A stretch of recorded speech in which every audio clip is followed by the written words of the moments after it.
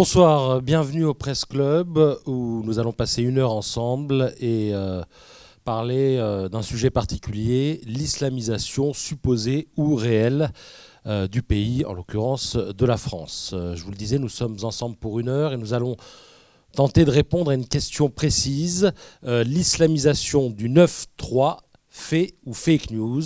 Je dirais que cette question, certains y ont déjà répondu et ce sont nos invités, Fabrice Lhomme, Gérard Davet, tous deux journalistes au Monde et co-auteur aussi, on va y revenir, d'un ouvrage intitulé Inch'Allah et qui évoque effectivement cette question que j'énonçais à l'instant, à savoir de l'islamisation supposée ou réelle de la Seine-Saint-Denis. Alors, ce livre fonctionne bien, si je puis dire. Il a été tiré à 60 000 exemplaires. Il a déjà été vendu à 20 000 exemplaires. Et nous allons parler de son contenu ce soir. Nous sommes, je le disais, ensemble pendant 1 heure. Donc, on va parler du livre et ensuite, vous pourrez poser des questions et surtout, Fabrice Lhomme, Gérard Davet, vous répondrez à ces questions. Questions posées par la salle, ici, au Presse Club, ou questions posées par les internautes qui nous suivent sur Facebook et qui sont bien sûr les bienvenus. Alors, j'y faisais allusion à l'instant. Ce livre, vous l'avez signé. Mais c'est un livre que vous n'avez pas écrit seul. C'est-à-dire qu'à la base, il y a une démarche pédagogique avec des étudiants du CFJ, le Centre de formation des journalistes de Paris, c'est ça? Exactement. Alors d'abord, bonsoir tout le monde. Ce livre, pour nous, il nous est cher.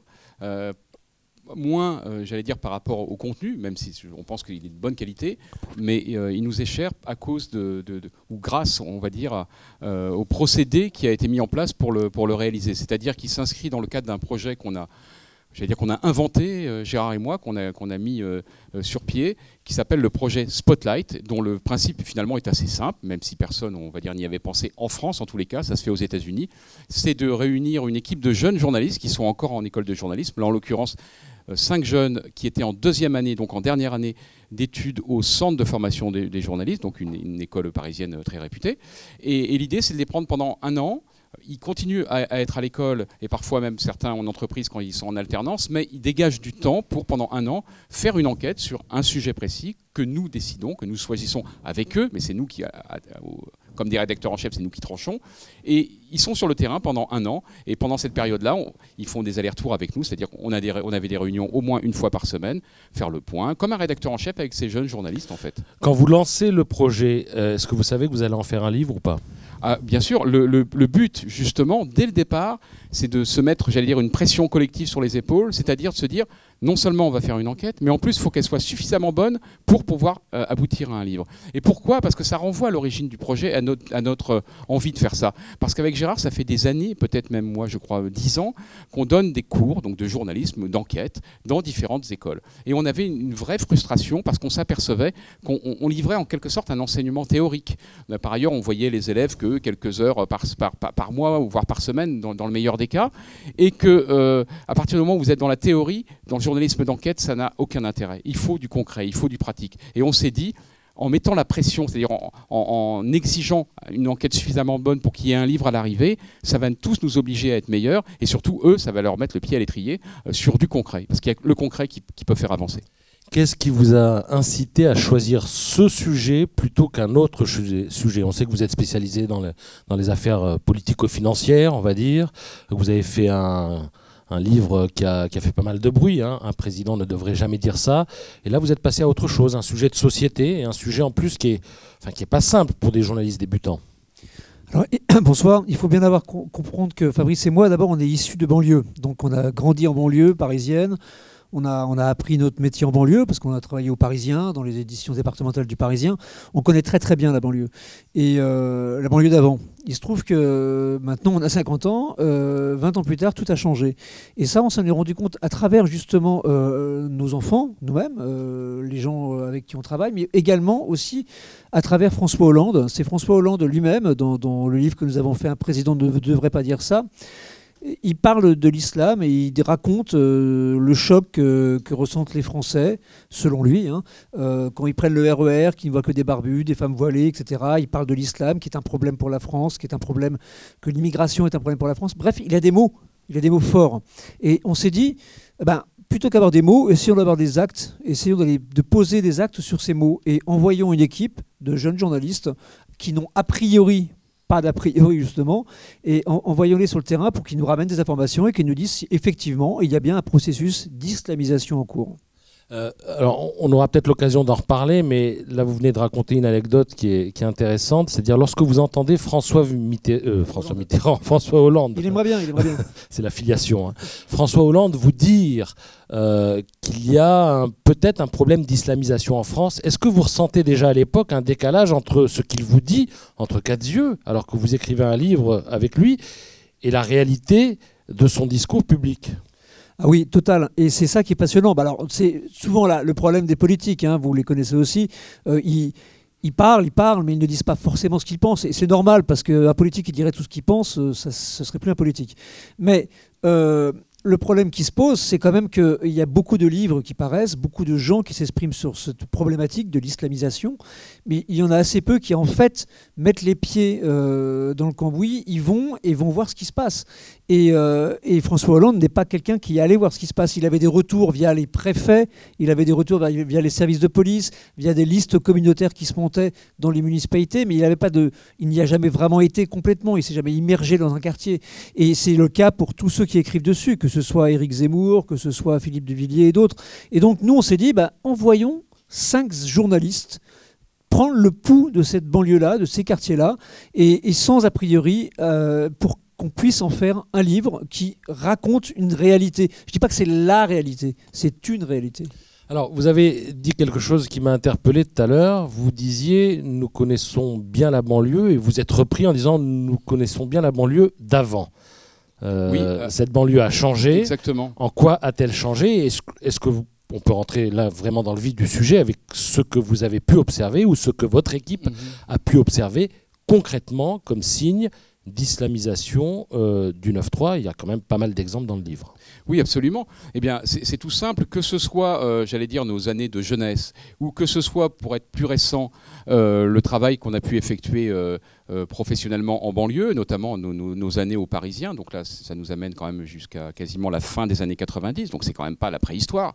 Eh bien, je peux vous dire que toute la thématique qui aujourd'hui est très prégnante autour de l'islam, je ne parle même pas de l'islamisation, je ne parle même pas de l'islamisme, je parle juste de la thématique de l'islam, de la place de l'islam dans la société, notamment par exemple en Seine-Saint-Denis ou en tout cas en banlieue. Ça n'existait pas, tout simplement, ça n'existait pas.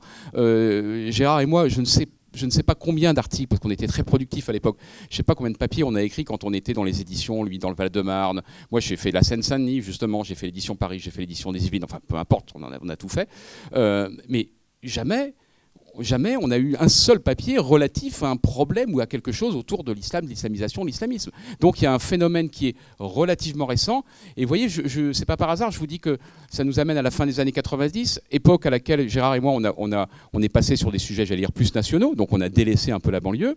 Et à travers tous les témoignages qu'il y a dans ce livre, on voit bien que ce phénomène d'islamisation, à la fois, il n'est pas tout récent dans le sens où c'est pas il y a 1 an que ça s'est passé, et à la fois il n'est pas si ancien. On peut à peu près évaluer l'apparition du phénomène au début des années 2000. C'est ce que disent plusieurs témoins. Il y a notamment la directrice d'école qui a fait beaucoup parler d'elle parce qu'elle a un témoignage très fort, une directrice d'école qui raconte, parce qu'elle elle est là depuis le début des années 2000 en Seine-Saint-Denis, et qui raconte que le problème de cette islamisation, elle l'a vu quand elle est arrivée. Elle raconte par exemple quand elle est arrivée dans son école, elle va à la cantine, elle s'aperçoit qu'il y a des tables pour impurs et des tables pour purs, les enfants purs et impurs. Elle est effrayée évidemment. Donc les purs, c'est ceux qui respectent la nourriture des tables halal et des tables haram en quelque sorte. Exactement. Et elle est outrée, scandalisée, donc elle va y mettre bon ordre, elle va faire que les enfants mangent ensemble, etc. Ça va bien se passer d'ailleurs.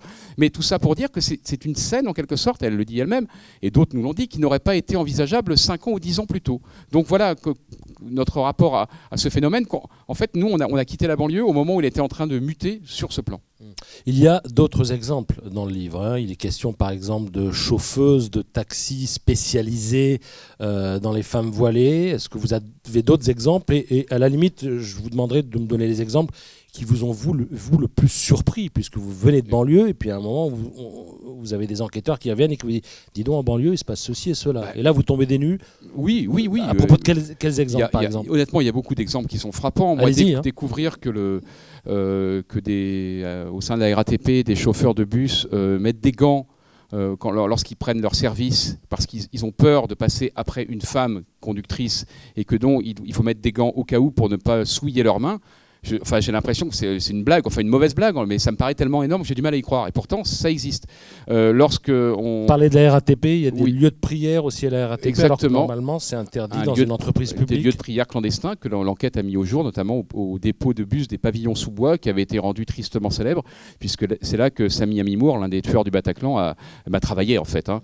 Donc heureusement, il faut encore une fois pas d'amalgame. Hein. Nous, on a bien tenu à dire ça. C'est pas tous les personnes en voie d'islamisation ne sont pas des terroristes. On ne parle pas de terrorisme, nous. On parle vraiment de la montée en puissance d'une religion qui veut parfois déborder sur l'espace public. Et c'est là qu'il y a un problème. Et donc, autre exemple, quand on nous rapporte le fait qu'il y a des femmes qui portent des masques chirurgicaux. Pourquoi? Pour contourner la loi sur le voile. C'est-à-dire, comme on n'a plus le droit normalement de se cacher le visage du fait de la loi sur le voile qui a été votée il y a déjà quelques années, eh bien l'astuce, entre guillemets, c'est de porter un masque chirurgical de telle manière que si la police venait à essayer de vous verbaliser, vous répondez « mais non, mais moi je suis malade, j'ai des microbes, donc... » Voilà, mais des exemples comme ça, il y en a plein d'autres. Juste pour finir, une école confessionnelle, en quelque sorte, une école privée, bon, ça existe. Hein, il y a des écoles confessionnelles juives, catholiques. Là, c'est une école musulmane, très bien. Sauf que là, elle est tenue par des salafistes, donc c'est une tendance assez rigoriste de l'islam. Et on découvre que les enfants dans cette école n'ont pas le droit de reproduire les visages. Et qu'il y a des dessins, d'ailleurs, qui sont faits de petites personnes, de petits personnages, comme dans toutes les écoles. Sauf que là, il y a un rond pour représenter le visage, puisqu'on n'a pas le droit, d'après les salafistes, de représenter le visage. Et toutes ces choses, honnêtement, nous, on les a découvertes et ça nous a quand même assez stupéfait. Alors, vous disiez à l'instant que la personne qui porte un masque chirurgical peut se faire arrêter par la police qui pourrait qui souhaiterait la verbaliser, mais parfois on se demande si la police ne pourrait pas se verbaliser elle-même, parce qu'il y a aussi une forme d'islamisation au sein même de la police. Et à ce sujet, vous avez au moins une anecdote. Oui, en tout cas, on l'a ébauché parce que c'est un vrai sujet d'enquête en soi. Nous, on ne fait que passer à côté. Simplement, on raconte dans ce livre, au tout début du livre, qu'effectivement, ça a fait couler du bruit, hein, ça a fait couler de l'encre, je veux dire. Durant la police judiciaire de la Seine-Saint-Denis organise un barbecue très régulièrement. Il se trouve que lors de l'un de ces barbecues, il y a eu une polémique parce qu'il y avait de la viande halal et que d'autres en voulaient, d'autres n'en voulaient pas, et que tout de suite, le poison de la scission idéologique s'est immiscé dans ce bastion de la police, qu'est la police normalement. Et en fait, c'est une anecdote qui n'est qu'une anecdote. Mais ce qui est intéressant, c'est d'abord de montrer... Ce qui est marrant, c'est que tout le monde a contesté cette anecdote alors qu'on sait vraiment de manière extrêmement claire et précise que ça s'est passé. Et d'ailleurs, ça a été confirmé ensuite. Et enfin, ça mérite un sujet d'enquête parce que c'est une litote de dire qu'il y a une islamisation dans la police nationale. Bien sûr que c'est le cas. Il y a encore un garde du corps d'un ancien de Charlie Hebdo, ou le directeur de Charlie Hebdo, qui a été révoqué parce qu'il était en voie d'islamisation. C'est évidemment logique, mais ce qui est intéressant, c'est que ça renvoie à ceci, ça renvoie au fait qu'il y ait un tabou autour de ces discussions-là, qu'on ne puisse pas en parler de manière posée, que les syndicats détestent en parler, en particulier les syndicats de police, et on s'est aperçu dans ce livre aussi, et on le démontre assez aisément, que les syndicats, justement, deviennent un endroit privilégié pour développer une sorte de communautarisme. On peut parler de communautarisme peut-être plus que d'islamisation, mais en attendant, ce sont des listes syndicales qui sont communautarisantes et qui du coup, écartent l'espèce de vivre ensemble habituel qu'on aime bien, quoi. Et donc, du coup, tout ceci, on le raconte là-dedans. Voilà. Et tout ce qui est communautarisant, pour reprendre le terme que vous avez utilisé, est en contradiction avec nos principes républicains et démocratiques. Alors, la question qu'on peut se poser à partir des exemples que vous venez de donner, à partir des exemples que l'on peut lire dans le livre, c'est comment on a pu en arriver là. Alors, vous parliez tout à l'heure d'un phénomène qui, pour vous, est sans doute né au début des années 2000. moi je dirais, mais on peut se tromper, hein, que ça remonte peut-être à 89 avec la fameuse affaire du foulard de Creil, quand 2 gamines étaient arrivées à l'école avec un foulard et que le principal du collège avait souhaité qu'elle l'enlève, et ça avait fait une polémique monstre à l'époque dans le pays.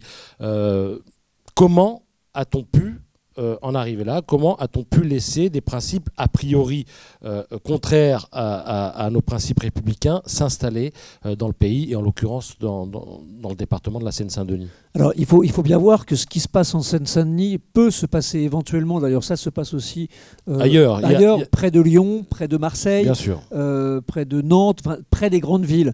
En Corrèze, je ne suis pas certain qu'ils soient confrontés à ce genre de problématique, ou en Creuse. Mais ça se passe. Et pourquoi ça se passe? C'est assez simple. D'abord parce que ce sont des territoires qui ont été totalement délaissés. Là, on peut s'interroger nous-mêmes, l'administration, la France, dans ce qu'elle a de plus républicain.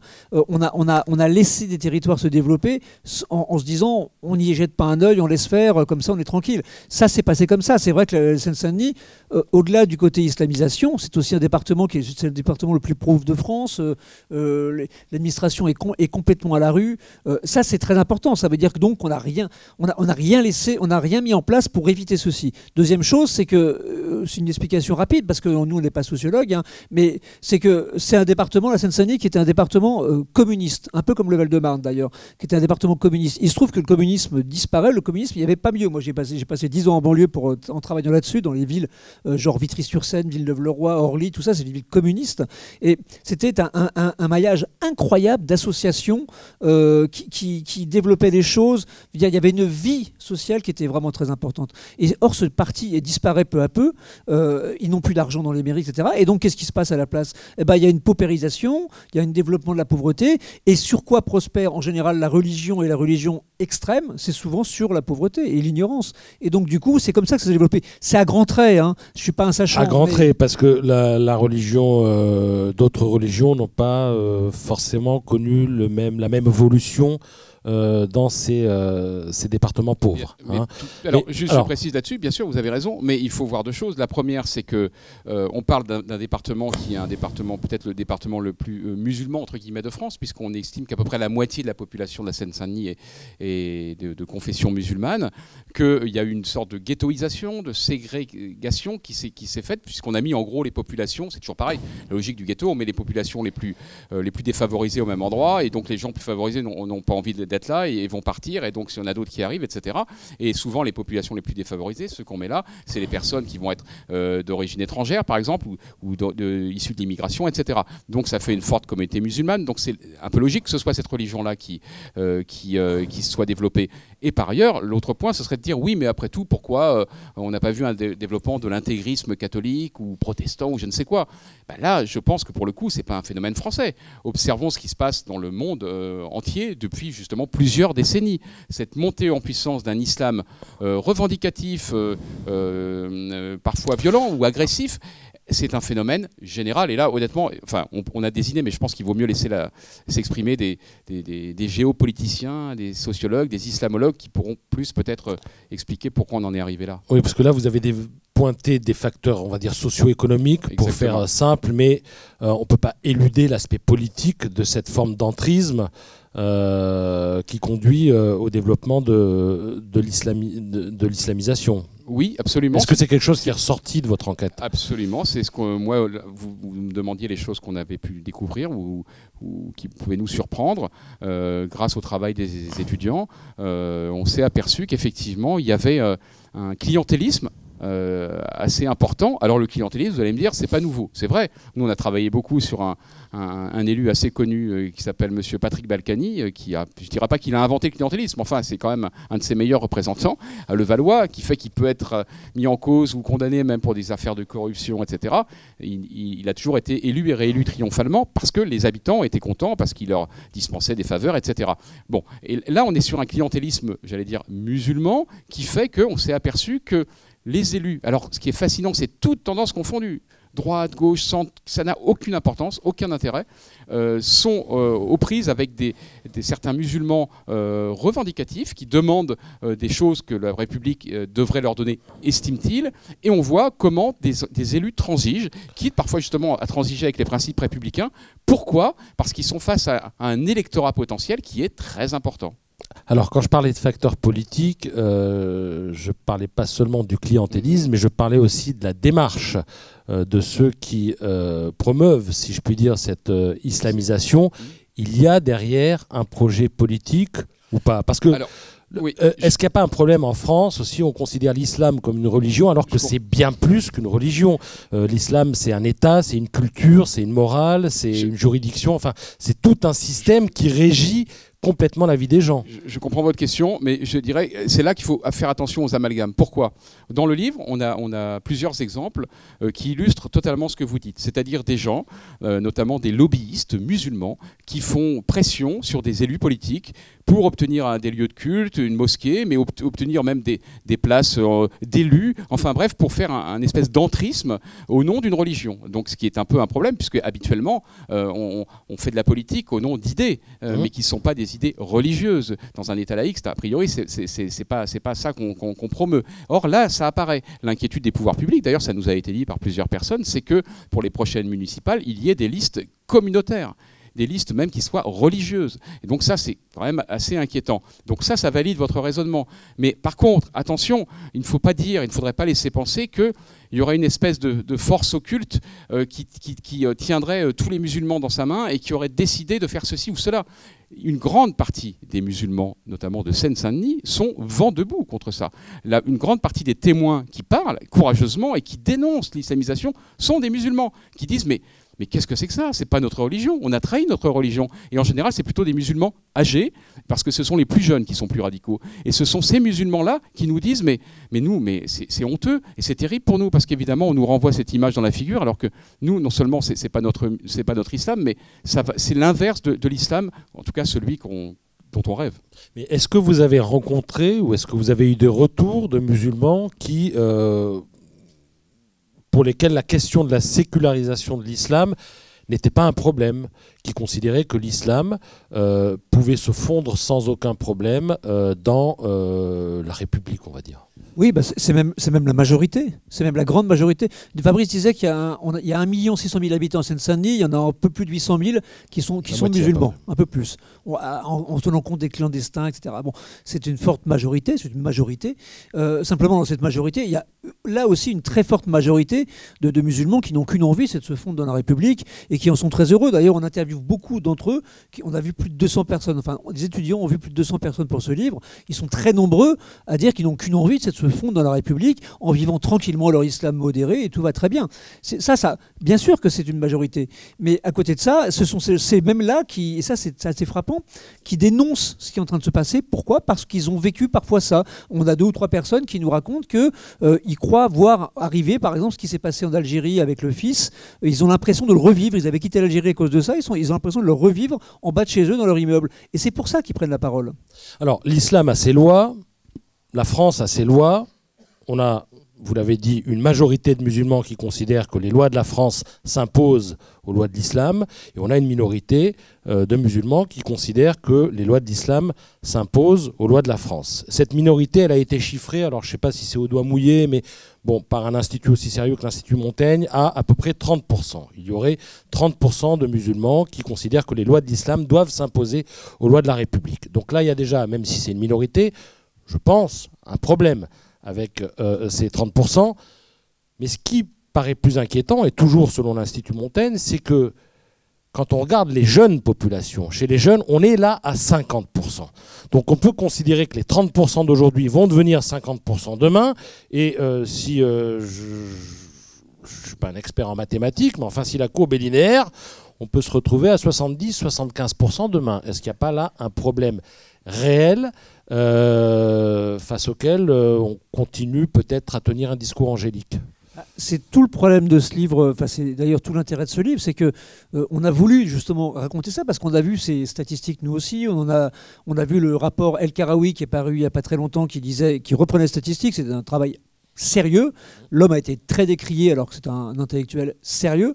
Il se trouve qu'effectivement, en particulier chez les jeunes, il y a cette tentation de dire oui, les lois de l'islam, parce que l'islamisation, qu'est-ce que ça veut dire? Tout simplement, ça veut dire l'étendue, l'extension des Ça lois. peut vouloir dire la fin de la démocratie dans l'esprit de certaines personnes. Ça peut vouloir dire ça, mais dans les faits, ça dit quoi? Ça dit que c'est simplement l'extension des normes de l'islam dans la société française, partout. Éducation, santé, société. Oui, mais quand c'est police. incompatible avec les lois françaises, ça peut pas poser un problème? Mais bien sûr que La ça pose. mixité, Mais bien sûr que ça pose un problème, la mixité. Mais évidemment que ça pose un problème. Après, tout est question de discussion. Si on les écarte d'un revers de main en disant on ne peut pas parler, c'est comme ça et pas autrement, ça va être très compliqué. La société, c'est aussi le vivre ensemble, c'est aussi de la discussion. Le problème, c'est qu'une grande partie de ces gens-là considèrent que les lois de la République doivent s'effacer derrière les lois de l'islam. Et là, il y a cette proportion-là est elle est grandissante. Elle est encore minoritaire, mais elle est grandissante, en particulier chez les jeunes. C'est ça le problème. Chez les jeunes. Or, le taux de chômage en Seine-Saint-Denis est extrêmement élevé,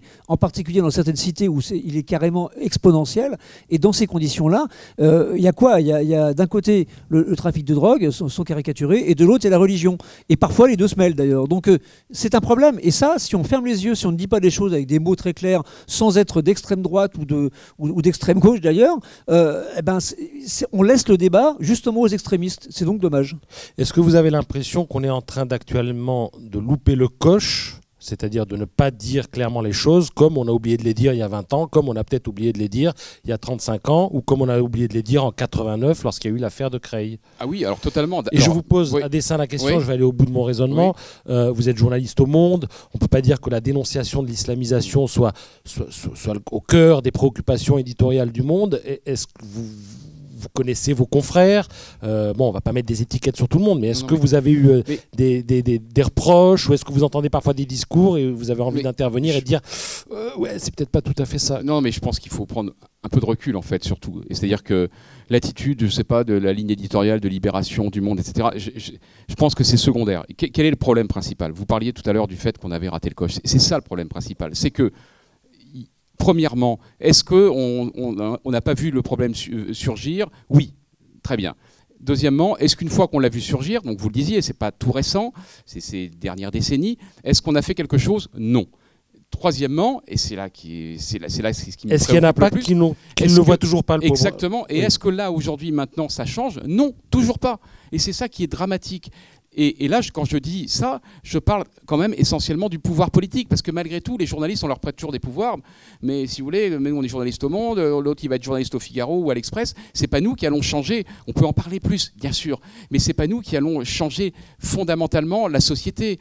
C'est au pouvoir politique de prendre la parole, de décréter que c'est une sorte de plan Marshall, alors pour les banlieues, on en a toujours parlé, on ne l'a jamais vu, mais là, ça ferait partie d'un plan Marshall pour les banlieues, à mon avis, qui serait un plan Marshall aussi par rapport au radicalisme religieux qui se développe dans tous les secteurs. On le voit tous les jours, il y a des exemples sans arrêt. Et pourtant, c'est une évidence que les responsables publics ne veulent pas voir aujourd'hui, et qu'un certain nombre d'éditorialistes, influenceurs d'opinion, etc., ne veulent pas voir, parce que c'est un sujet, c'est l'ultime tabou, et les personnes qui en parlent se font fusiller sur la place publique. Ça nous est arrivé, nous, on a été traités de fascistes, etc., parce qu'aujourd'hui, si vous parlez de ce problème, vous êtes d'extrême droite et islamophobe. C'est incroyable, mais c'est comme ça. Et tant qu'on n'aura pas progressé là-dessus, il n'y aura aucune solution qui sera trouvée. Est-ce que vous y voyez là une des raisons de la poussée de l'extrême droite en France depuis maintenant quelques décennies, hein? Alors, on pourrait... Enfin, c'est quand même multifactoriel, hein. On ne va pas résumer ça comme ça. Surtout qu'on voit aussi qu'il y a une poussée des raisons, souverainiste dans l'Europe entière et même dans le monde entier. Mais ça contribue, bien sûr. C'est une des raisons. Et d'ailleurs, c'est pour ça que c'est assez paradoxal lorsqu'on dit... on nous reproche, nous, en l'occurrence, de faire le jeu des extrêmes ou de l'extrême droite en faisant ce livre. Mais c'est exactement l'inverse. C'est ceux qui refusent de voir la réalité qui font le jeu de l'extrême droite. Parce que les gens, les citoyens qui ne sont pas d'extrême droite, qui sont des électeurs lambda, on va dire, qui votent un coup à gauche, un coup à droite, un coup au centre, eux, ils voient la réalité dans leur rue, simplement, ils disent, mais il se passe quelque chose quand même. Et si on leur répond, non, mais non, il ne se passe rien, ils disent, bon, on se fout de moi. Il faut dire qu'il se passe des choses. Après, on trouve des solutions, on apporte des réponses. Et c'est là qu'on peut voir la différence entre l'extrême droite, la droite modérée, la gauche modérée. D'accord, mais le constat, il n'est pas de droite ou de gauche. Le constat, il est sur des faits, et les faits, ils sont là. On les met dans le livre, ils sont sur la table. Mais encore faut-il accepter de les voir. Alors, on peut peut-être dire un mot aussi de l'antisémitisme. Il a explosé.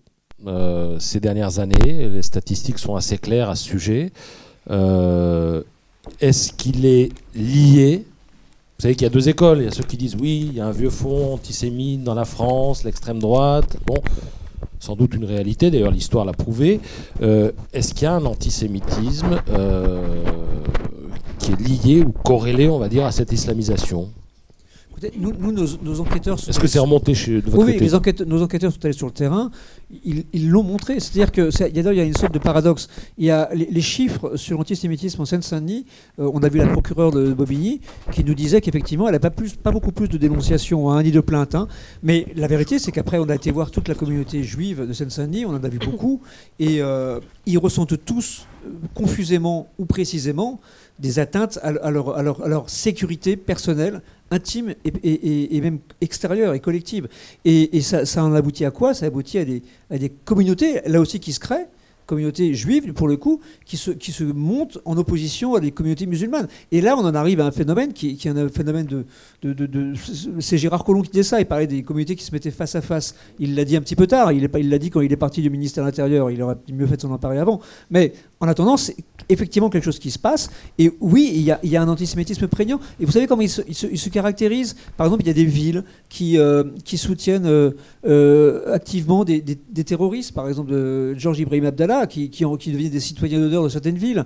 Il y a des cas comme ça. Il est toujours ou il est toujours, ça n'a pas changé. On peut citer la ville. Hein. Ouais, je ne sais plus comment elle s'appelle. Oui, moi non plus, je sais qu'il l'était. Mais en tout cas, c'est le cas. Et donc, c'est ça, il y a vraiment ce genre de si vous voulez, le conflit palestino-israélien devient un prétexte pour en vouloir à la communauté juive.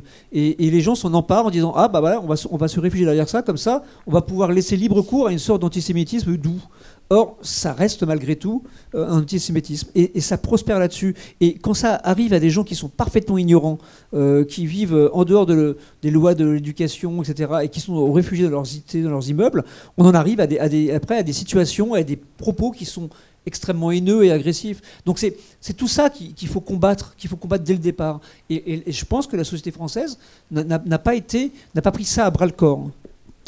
Bien, on est plus qu'à la moitié de l'heure qu'on doit passer ensemble. Je vais me tourner vers la salle, vers les internautes aussi. Et s'il y en a certains parmi vous qui ont des questions ou qui veulent réagir, c'est plus que jamais le moment de le faire.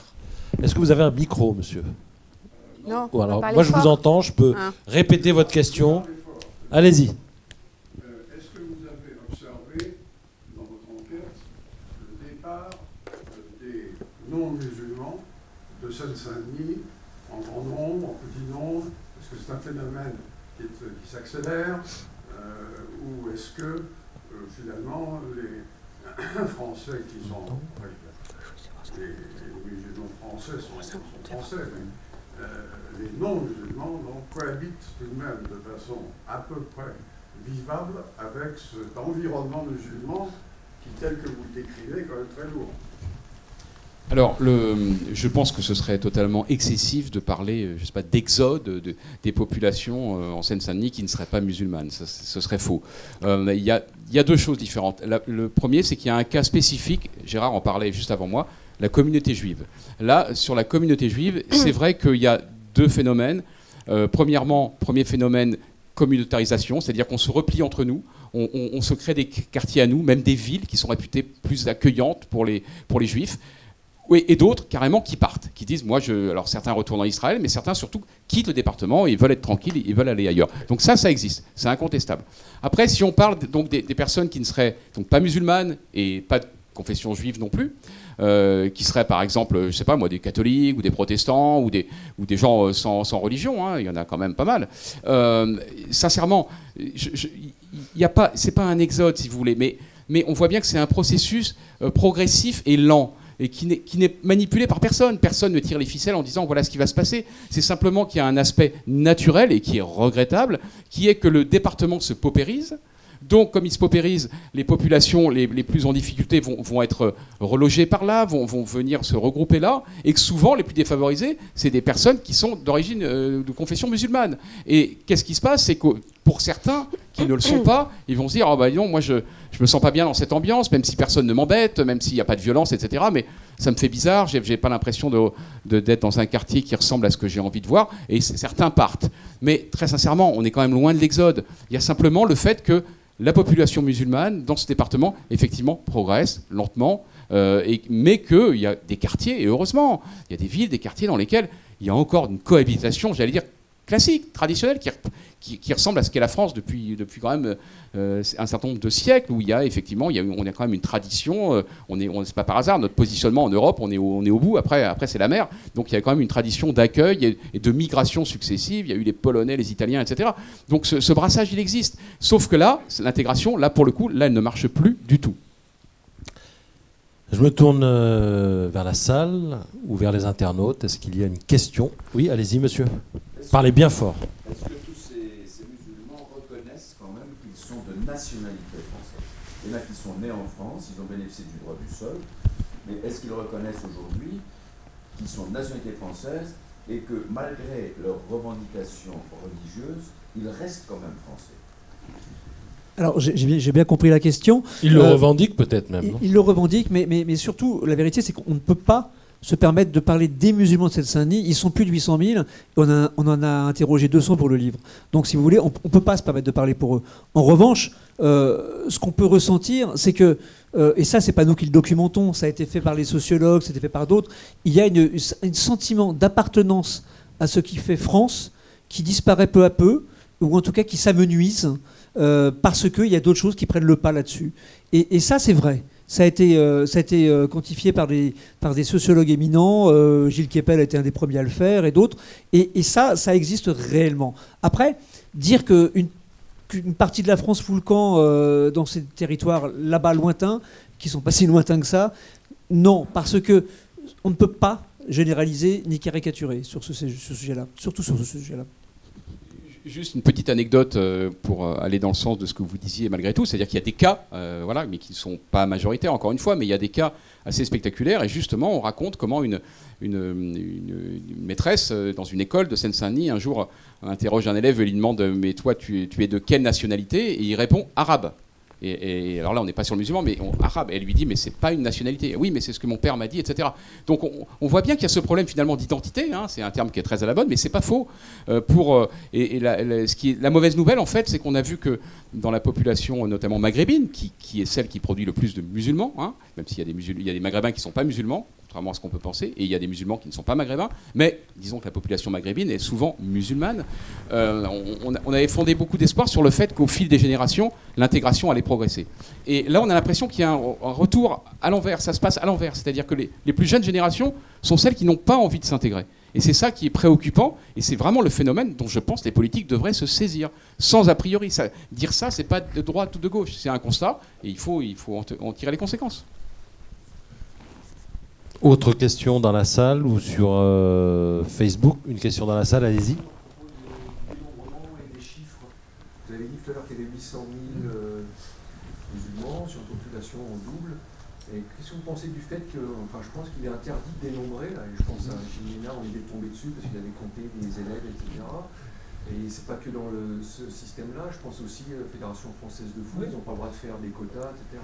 Donc, quand il y a des recensements, c'est pour on compte les jeunes, les vieux, pour construire des hôpitaux, des écoles, etc. C'est pour apporter des réponses. Donc là, j'imagine, comment vous faites pour répondre à un problème si vous n'avez pas de chiffres? C'est une excellente question. Aux USA, ils l'ont résolu depuis longtemps en autorisant toutes sortes de statistiques. En France, c'est proscrit. C'est pas à nous de changer la loi. Oui, les statistiques religieuses, ethniques, etc., oui. On n'a pas le droit de les faire. Non, après, au ministère de l'Intérieur, ils ont quand même des spécialistes qui observent et on a des grosses craintes et qui ont des statistiques officieuses. Oui, tout à fait. Et en fait, qu'est-ce qui se passe, c'est que effectivement, en l'absence de chiffres, on est dans l'à peu près. Donc nous, ce qu'on a réussi à faire, c'est à retrouver des discussions qui ont été tenues par les gens qui savent. C'est-à-dire les gens qui savent, c'est la préfecture de Seine-Saint-Denis. Ils ont des statistiques qui remontent de tous les côtés. Ils ont absolument tout, que ce soit l'éducation, la justice, la police et autres. Et à force, ils arrivent à avoir une vision assez précise des choses. Et un préfet de Seine-Saint-Denis a dit, il y a environ 3 ans et demi, qu'il y avait plus de 700 000 musulmans en Seine-Saint-Denis sur une population qui, elle, est chiffrée, qui est d'environ 1 600 000. Là-dessus, tous les maires s'accordent à dire qu'ils ont tous des clandestins très nombreux, qui sont en général musulmans, et que donc cela faisait, au doigt mouillé, mais c'est quand même relativement précis, un peu plus de 800 000 musulmans en Seine-Saint-Denis. Une fois qu'on a dit ça, on n'a pas grand-chose d'autre comme statistique, parce que en préfecture, ils ont des statistiques. On a interrogé une préfète déléguée à l'égalité des chances, qui, elle, racontait concrètement qu'il y avait des statistiques officieuses, mais qu'on ne les connaît pas, parce qu'on n'a pas le droit en France. Et donc, du coup, ça empêche concrètement de voir ce qui se passe aussi. C'est pas dénoncer le système que de dire ça. L'absence de chiffres précis permet justement à des théories assez vaseuses de prospérer. Donc, peut-être faut-il revoir les choses, mais c'est pas à nous de le dire. Je me tourne vers Isabelle Bourdet qui scrute Facebook et liste les questions des internautes. On a une question d'un internaute qui vous demande ce que vous répondez à Éric Zemmour qui tient qui a tenu les propos que vous tenez aujourd'hui à la suite de votre enquête depuis bien longtemps et qui, dit-il, a été plutôt maltraité par les journalistes du Monde à l'époque. Alors, on nous compare pas, mais on nous met souvent en regard du travail, entre guillemets, d'Éric Zemmour. Ce qu'il faut savoir, il y a une énorme différence entre ce travail-là et ce que peut faire Éric Zemmour. C'est que Éric Zemmour, c'est pas un journaliste qui enquête, c'est un éditorialiste qu'on peut détester ou adorer ou respecter. Ça n'a aucune importance. C'est un éditorialiste, un chroniqueur politique qui fait des livres alors sur l'identité française, etc. Très bien, franchement, personne ne lui en retire le droit, j'ai pas de problème avec ça. Mais moi, je me sens pas du tout, et ni Gérard, et encore moins les étudiants qui ont fait ce livre, sur la même ligne. C'est pas du tout la même chose. Lui, il est simplement dans l'idéologie. Lui, il développe une idéologie. Nous, c'est exactement l'inverse. Nous, on dit ce livre, c'est 100% de fait, 0% d'idéologie. Donc, après, il se trouve que c'est toujours pareil, si Marine Le Pen dit qu'aujourd'hui, il a plu, moi, je ne vais pas dire qu'il a fait beau. Alors, on va dire, ah bah, vous êtes d'accord avec Marine Le Pen. Ça n'a aucun sens. Il se trouve que Éric Zemmour a fait une grande partie de ses sorties médiatiques ces dernières années, parce que sans doute il estimait que c'était rentable médiatiquement, sur l'islam, les musulmans, etc., à tel point qu'on a pu juger même qu'il était un peu obsédé ou obsessionnel. Nous, c'est pas du tout le cas. Nous, on a fait une incursion sur ce territoire, entre guillemets, ponctuellement. Ensuite, on s'intéressera à d'autres sujets. Donc, c'est totalement différent. Nous, on a une approche, j'allais dire, purement journalistique. Éric Zemmour, mais c'est pas le seul, comme d'autres, ont une approche idéologique. C'est toute la différence. Si à un moment, on écrit des choses qui recoupent ce que lui a écrit, sans doute, mais il y a des fois, on écrit sans doute des choses qui rejoignent ce que va écrire la Fédération anarchiste ou les mouvements d'extrême gauche. Ça n'a aucune importance pour nous. Nous, on reste sur notre ligne, le journalisme. Oui, entre les faits que vous rapportez et ce que dit Éric Zemmour, il y a effectivement pas mal de choses qui sont superposées, mais il y a notamment une question sur laquelle vous n'êtes pas forcément d'accord, c'est la question à laquelle je faisais allusion tout à l'heure, celle de la sécularisation de l'islam.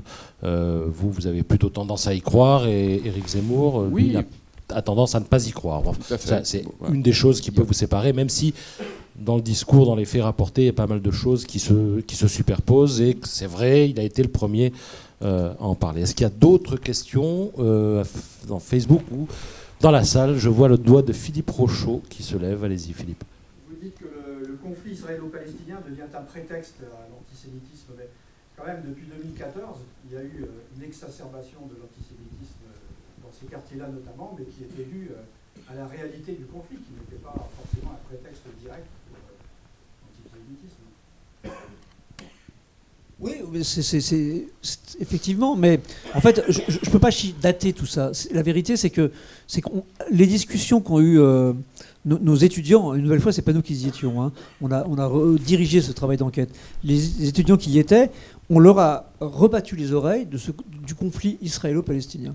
C'est-à-dire que c'était constamment un sujet pour ensuite s'en prendre à la politique d'Israël.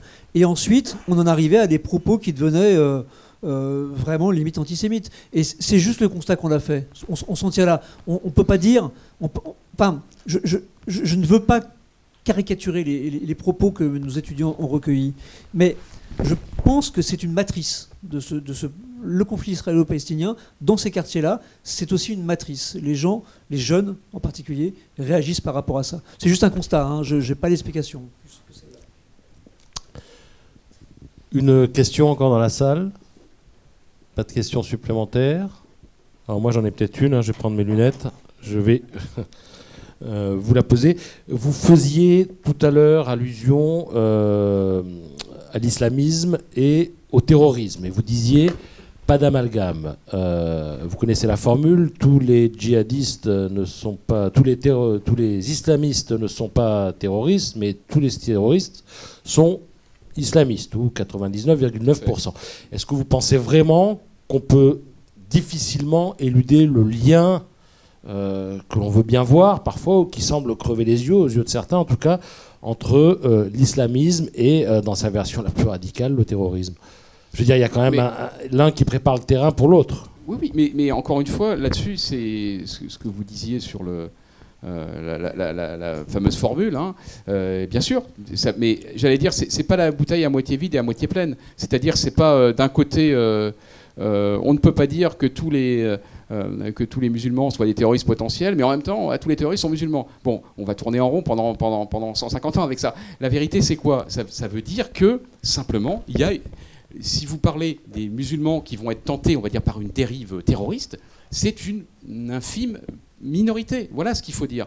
Alors après, bien entendu que les terroristes qui ont tué au Bataclan, on peut remonter à ceux d'Al-Qaïda qui ont fait le World Trade Center, etc. Évidemment, tous ces gens-là agissent au nom de l'islam. Évidemment, ils se réclament de l'islam, ils disent qu'ils tuent pour l'islam, au nom de l'islam, ils expliquent même par rapport à telle sourate, telle partie du Coran qu'ils vont interpréter. Bien sûr que le lien, il est évident, on ne va pas faire semblant qu'il n'existe pas. Mais quand je dis pas d'amalgame, c'est qu'il faut faire justement attention, parce que dans des esprits, on va dire, un peu faibles, ça va devenir... Ah bah oui, donc ça veut dire qu'effectivement, l'islam est potentiellement, par définition, par essence, l'islam conduit au terrorisme. Et moi, je suis désolé, je pense que ce n'est pas le cas. Je peux vous donner un exemple assez intéressant de ce que vient de dire Fabrice. C'est qu'il y a un institut qui s'appelle l'IESH, qui est un institut européen qui veut devenir une sorte d'université pour les musulmans en Seine-Saint-Denis, à Saint-Denis en particulier. Pourquoi pas? Il n'y a pas de problème avec ça. Ils ont le droit, l'Académie les suit attentivement, il n'y a pas de protestation générale. Tout va bien, ils sont en train d'acheter des bâtiments, de le construire, etc.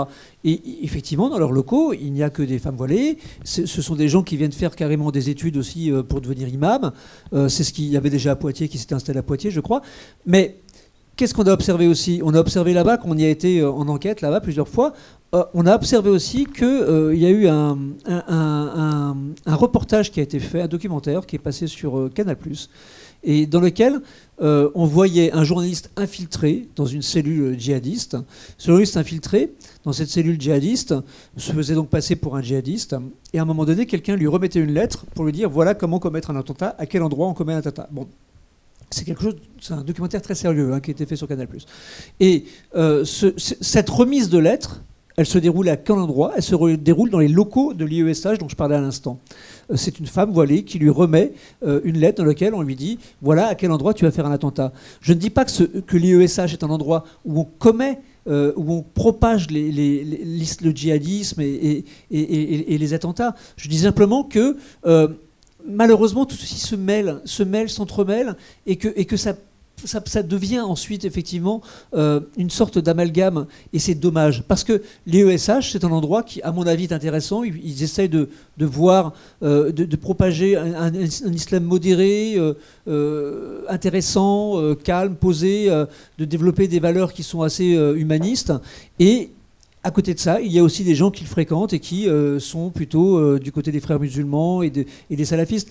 Et c'est ça le problème, c'est que l'Académie française, le ministère français de l'Éducation nationale ne prend pas ça en main. Il devrait peut-être regarder ce qui se passe là-bas, essayer tranquillement de mettre une discussion avec l'imam responsable de l'IESH, etc. C'est ça qu'il faut développer. Je pense que c'est dans la discussion qu'on aboutira au vivre ensemble, justement, et pas en les laissant se développer. Vous avez employé l'expression « islam modéré ». Est-ce que ça vous pose question de l'employer ou pas? Non, parce que c'est une expression qui vaut ce qu'elle vaut. C'est un peu simpliste. C'est plutôt en creux. Je veux dire par là qu'en réalité, on doit surtout parler d'islam radical. C'est-à-dire qu'en fait, il y a un islam, voilà. qui est celui que la France a connu depuis des décennies et qui, a priori, ne posait pas de problème. Après, moi, je ne suis pas un islamologue, je ne suis pas spécialiste de cette religion, d'ailleurs d'aucune religion, mais qui est l'islam, voilà, la pratique qu'on connaissait en France. Et il se trouve qu'est apparu un peu sur le territoire français, mais pas seulement, dans le monde entier, depuis quelques décennies, un islam, oui, qui est radical, qui est agressif, qui est revendicatif, vous appelez-le comme vous voulez, et qui prend une place de plus en plus inquiétante. Et donc, j'allais dire, par opposition à ça, on parlera d'islam modéré, mais en réalité, on devrait parler d'islam tout court, parce que je pense que, en tous les cas, celui qui était pratiqué en France depuis des décennies, et qui était juste un islam qui consiste à aller de temps en temps à la mosquée, de faire ses prières chez soi, etc., et de ne pas sortir masqué dans la rue. De ne pas en faire une affaire publique. Exactement. Et transversale sociétalement. Voilà, donc après, on peut pas aller plus loin, parce que là, il faut être un peu humble dans la vie. Nous, on n'est pas sociologue, on n'est pas islamologue. Vous trouverez, j'en suis sûr, des spécialistes qui vous diront, mais si c'est important de parler d'islam modéré, parce qu'en fait, le vrai islam n'existe pas, puisque c'est une question d'interprétation, on n'en finirait plus. Je pense qu'on essaie de raisonner un peu simplement. Je pense qu'il y a l'islam que chacun connaît, qui ne pose aucun problème dans la société française, et puis il y a un islam un peu nouveau, radical, expansif et extrémiste qui, et c'est le problème, se développe, voilà, qui progresse. Alors maintenant, une question qui est un petit peu plus personnelle. Je l'ai dit tout à l'heure, vous êtes spécialisé dans les affaires politico-financières. En gros, vous avez quand même passé pas mal de temps dans votre vie avec des flics, on va dire, avec des policiers. Et forcément, on imagine que vous avez parlé de tous ces sujets avec eux. Et forcément, on imagine qu'ils vous ont dit des choses. Et forcément, on imagine que peut-être vous ne dites pas tout ce qu'ils vous ont dit. Qu'est-ce qu'ils vous disent, les policiers, sur ce qui se passe dans les banlieues et sur cette islamisation que peut-être vous n'avez pas encore dit ou pas osé dire? Les policiers, on a passé pas mal de temps avec eux, les flics, bien sûr. On a grandi professionnellement en banlieue, donc tous les flics de banlieue, on les connaissait. Il se trouve qu'on les connaît moins maintenant, parce que du fait de notre travail journalistique, on s'est grillé avec pas mal de monde. Hein, donc, vous êtes fâchés. Voilà, il y a quelques policiers qui n'aiment pas parce qu'on raconte des enquêtes. Enfin voilà, on a moins de contacts. Voilà, ce que je veux dire par là. Puis on a vieilli et certains de nos contacts sont à la retraite. Enfin bref, voilà. Mais simplement, effectivement, il n'y a pas mieux qu'un flic, vous connaissez aussi bien le sujet, il n'y a pas mieux qu'un flic pour prendre le pouls d'une société. Et ce qui s'est passé en Seine-Saint-Denis, il y a un chapitre qui est très intéressant à ce sujet dans le livre, c'est que justement, on a grandi, vous et moi, avec les RG, les fameux renseignements généraux, qui avaient plein de défauts, mais qui avaient une qualité, c'est qu'ils étaient totalement immergés dans la société, ils savaient tout ce qui se passait. C'était parfois des vieux RG qui picolaient trop, qui racontaient des conneries, etc. Mais en attendant, ils savaient ce qui se passait. Voilà. Oui, puis un jour, on s'en est séparés pour tout miser sur la technologie. Mais voilà, on a besoin, Sarkozy a fait sa réforme. Et on est allé vers un renseignement numérique et technologique très de pointe, mais les vieux RG ont disparu peu à peu. Et en Seine-Saint-Denis, on s'est retrouvé avec, par exemple, une seule personne, pour tout le département, 800 000 musulmans, une seule personne pour s'intéresser à l'émergence d'un islam ostentatoire et revendicatif. C'est quand même pas beaucoup, c'est quand même pas grand monde. Et ça, effectivement, ils en ont conçu une amertume totale, les flics, justement. Ils nous disaient, mais moi, je connais beaucoup de flics, d'anciens DRG, qui me disaient, mais allez voir ce qui se passe là, allez voir ce qui se passe.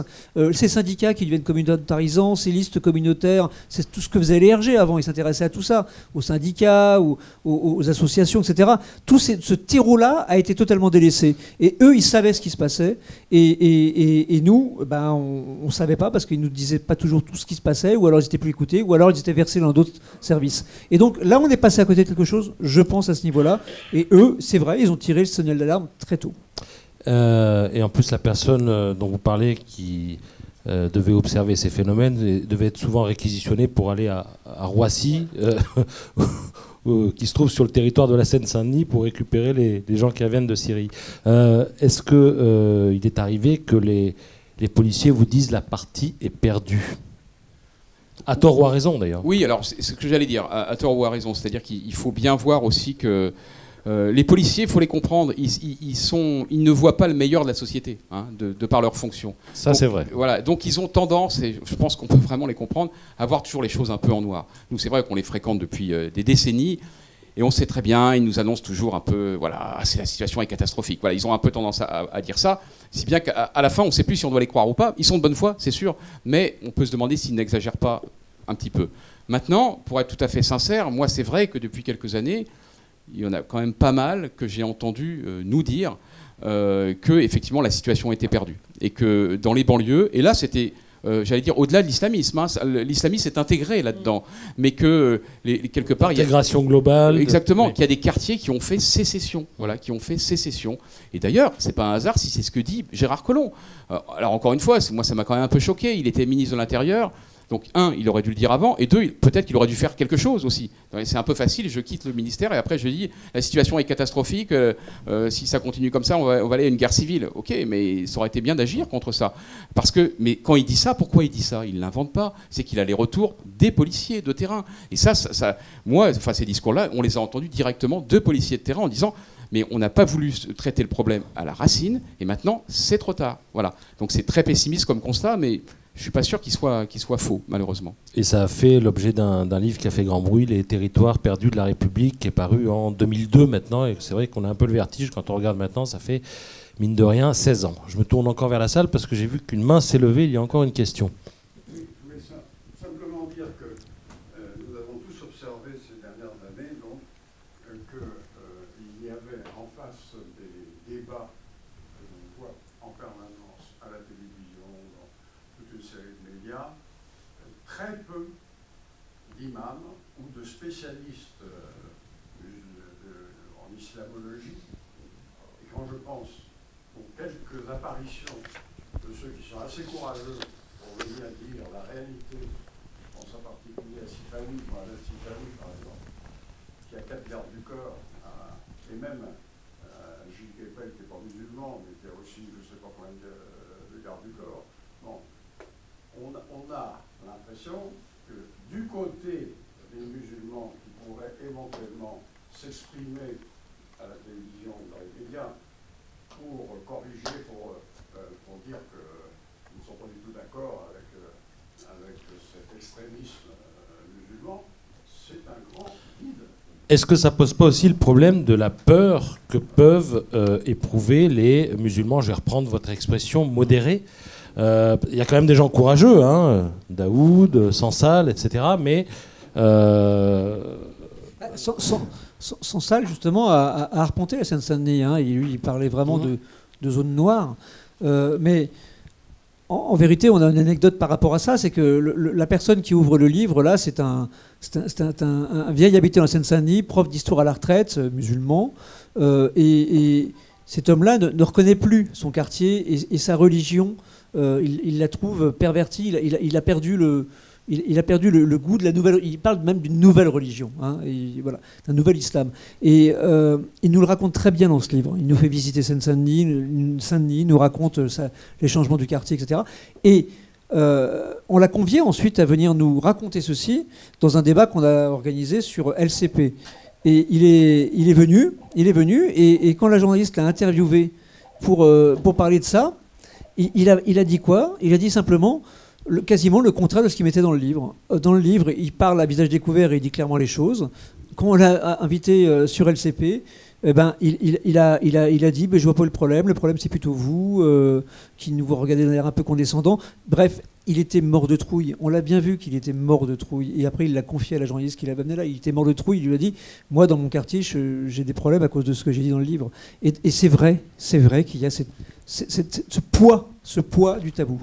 Et là, quand vous parlez de problèmes potentiels avec des gens du quartier, ce ne sont pas des terroristes, ce sont des gens représentants d'un islam, on va dire, rigoureux, des salafistes, on va dire. Exactement, mais c'est pour ça que j'insiste toujours, quand je dis pas d'amalgame, mais j'allais dire c'est une formule un peu raccourcie, c'est même pas ça, mais je pense que si on est obsédé, j'allais dire, par l'aspect terroriste d'un islam dévoyé, on ne voit pas justement le problème. Il faut oublier ça. C'est pour ça que dans le livre, on en parle quand même. Il y a quelques cas, on a dû l'évoquer. Mais il faut oublier ça pour voir le vrai sujet. Le vrai sujet, c'est pas... Je veux dire, heureusement, il n'y a pas des dizaines ou des centaines de milliers de personnes terroristes en France qui sont prêtes à prendre des armes. C'est pas comme ça. C'est pas ça le sujet. Le sujet... Enfin, Non, mais le sujet... Enfin, il y en a quelques-uns quand même. Hein. Mais, non, mais je sais bien, mais ce n'est pas la majorité. C'est pas ce qui concerne la majorité. Le vrai sujet principal qui englobe celui-là, mais qui est au-dessus de celui-là, c'est comment dirais-je, la progression diffuse d'une idéologie rétrograde qui souvent est en contradiction avec les principes républicains. Voilà, c'est là-dessus qu'il faut se baser. Parce que si on part du côté djihadiste, ça brouille tout, parce qu'on va être obsédé par le tueur du Bataclan, et on va pas... En fait, j'allais dire, c'est le meilleur service à rendre à ceux qui promeuvent un islamisme un peu revendicatif, de parler du djihadisme, parce que c'est l'arbre qui cache la forêt. Le vrai sujet, c'est cette montée en puissance d'un islam extrémiste ou excessif qui englobe cet aspect-là. Mais il faut d'abord voir le cœur du sujet plutôt que certaines de ses conséquences. D'accord, mais enfin, sans faire non plus de généralisation, je reprends l'exemple que vous avez donné tout à l'heure.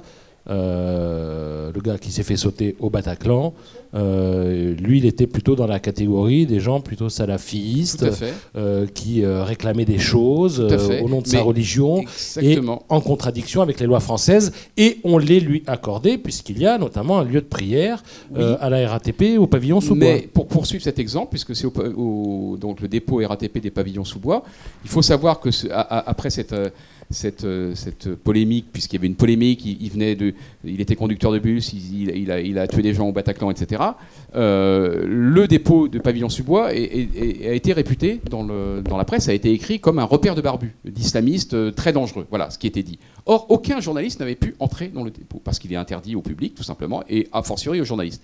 Et là, il faut saluer la performance d'un de nos étudiants qui a réussi à s'immiscer, il y a été plusieurs fois, dans le dépôt en question. Et donc il a observé. Et qu'est-ce qu'il a observé? Il a observé qu'il y avait un lieu de culte en fait interdit normalement, effectivement, une petite salle de prière qui ne devrait pas avoir droit de citer, mais à l'opposé, il a observé donc des comportements, on lui a raconté des comportements qui sont choquants, mais en même temps, il a vu aussi beaucoup de musulmans qui apparemment étaient des gens qui ne posaient aucun problème, qui avaient juste une revendication, c'est de dire, nous c'est juste qu'il faut qu'on puisse faire de temps en temps notre prière, mais qui étaient très loin de l'image, j'allais dire, catastrophiste et de l'image terrorisante qui avait été présentée. Donc c'est pour ça, toujours pareil, la réponse elle est sur le terrain, dans les faits, et pas dans l'idéologie et les a priori.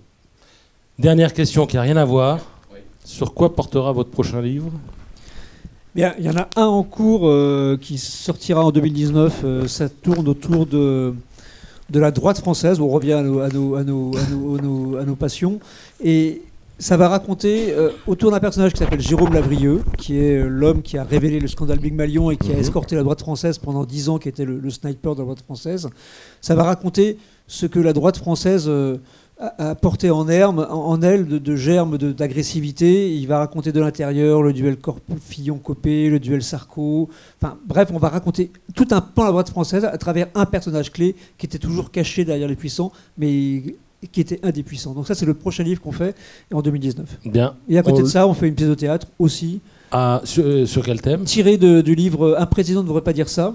On fait une pièce de théâtre qui, on l'espère, sera portée aussi sur scène en 2019, tirée du livre « Un président ne devrait pas dire ça », sur François Hollande. Voilà. Et on fait aussi d'autres trucs. Et on a quelques enquêtes assez sympathiques en préparation pour le journal. On lira et on verra tout ça avec grand plaisir. Fabrice Lhomme, Gérard Davet, 1000 fois merci. Je rappelle le titre de votre livre, à lire impérativement si vous voulez savoir ce qui se passe dans nos banlieues, ou en tout cas en Seine-Saint-Denis. Ça s'intitule Inch'Allah et c'est aux éditions Fayard. Voilà, vous le trouverez dans toutes les bonnes librairies, si Dieu le veut, j'allais dire, pour reprendre le titre. Voilà. Merci et à la prochaine fois pour le prochain débat du Presse Club, ici et sur Facebook. Bonne soirée.